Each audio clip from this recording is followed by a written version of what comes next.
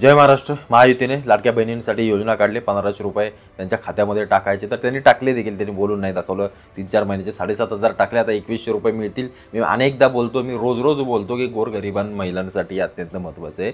आपल्यासारख्या मला असं वाटतं पैसे कमवणाऱ्या लोकांना जी गडगंज आहे त्यांना याची किंमत नसावी, पण अनेकांची दिवाळी गोड झाली या वेळेला, खरोखर गोड झाले। ज्यांना 1500 रुपयात त्यांचा अख्खा बाजार आला दिवाळीचा आणि त्यांनी मजा केली, त्यांची दिवाळी साजरी केली, हे खरोखर अप्रतिम आणि चांगली गोष्ट आहे। आता हे सगळी योजना बंद करण्यासाठी हे सगळे काँग्रेसवाले मग कोर्टामध्ये गेले आणि कोर्टामध्ये जाऊन सांगितले की योजना बंद करा, ही निवडणुकीच्या तोंडाबरोबर काढण्यात आले। आणि आता हेच आश्वासन देत आहेत की आम्ही 3000 रुपये महिलांना देऊ। आणि जेव्हा तुम्ही यांनी काढली तो काय बोलत होता, राज्यावर कर्जाचा डोंगर झालाय, सगळ्या गोष्टी झाल्या, हे कुठून आणताय, काय आणताय, पैसे सगळा लुटमार करताय लोकांची, मग तुम्ही 3000 देणार आहे ते का तुमच्या प्रॉपर्ट्या विकून देणार आहे का? हा दुतोंडी आणि अशा लोकांसाठी ही खास जाहिरात बघा। नानासाहेब, इकडं महिला मतदार विचारत आहे का पहिले तुम्हीच लाडक्या बहिणीचा विरोध केला आणि आता स्वतःच कसं आश्वासन देत आहे? हे भाड्या जुमले नाही केले तर निवडणूक जिंकणार कशी? आम्ही तेलंगणा, हिमाचल आणि कर्नाटकालाही बोललो होतो पैसे देणार म्हणून, दिले का?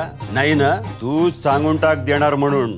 काँग्रेसचा हात करी लाडक्या बहिणींचा घात।